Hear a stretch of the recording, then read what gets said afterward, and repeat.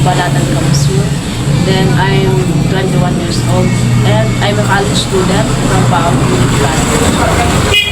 Paano mo inilalarawan o inilala ang iyong sarili sa usapan ng kasarian?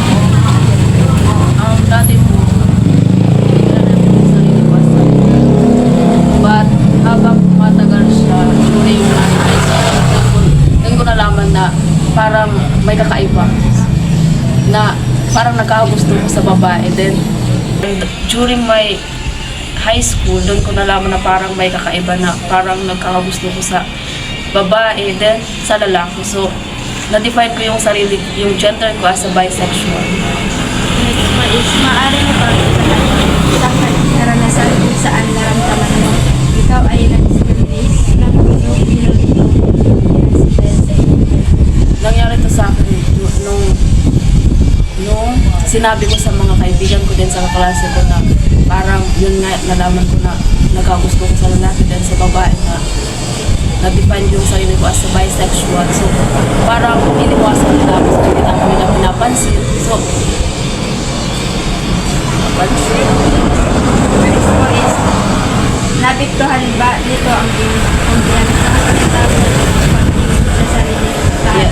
yes po na punta na kasi yun nga po na na-experience ko na hindi na ako nila pinapansin, na wala nang kausap sa akin. Na-apektuhan yung mental health ko na pag-uwi ko sa bahay, sobrang nakakalungkot din. Sometimes na uwi galing sa klase.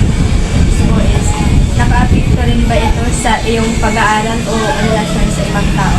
Yes po, sa pag-aaral naman minsan hindi ko nagagawa yung mga activities ko kasi walang mapapansin sa akin, walang nakikiusap sa akin. Then, sa pagdating naman sa ibang tao, so nabawasan yung confidence ko na mag-iusap sa kanila, na makihalubin. So, parang nag-iisip.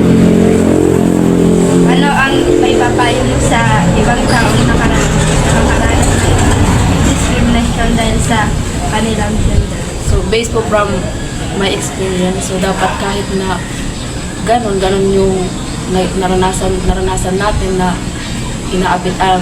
nadidiscriminate tayo dahil din nga sa gender natin, sa iba yung gender natin sa kanila. So dapat kahit na ganon, wag natin ikaya yung sarili natin. Dapat ipagmalak natin kasi pinaka-the best na makakatulong sa atin ay yung sarili natin. So kung hindi nila tanggap tayo, so at least ikaw tanggap mo yung sarili mo. So kapag tanggap mo yung sarili mo, may tatanggap sa'yo.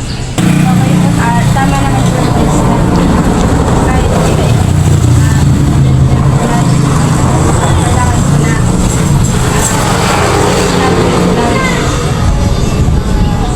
dinadiscriminate at kailangan ko na i-respeto mo natin sila. Yun lang po. Thank you po sa pag-interview. During the interview, I realized how hard it can be for someone to be accepted when they reveal their true self. Hearing that friends and classmates avoided them just because they were attracted to both boys and girls really made me think about how unfair gender discrimination is. Now, I see that gender issues are still real today. People can still be treated differently or bullied just for being themselves. And the more you don't tell the truth, the more difficult it will be for you. It's okay if you tell yourself the truth. You can act more easily. Don't think about what other people say. Think about yourself more. And made me understand that we should accept others, respect their identity, and speak up against unfair treatment. Gender equality is not just an idea,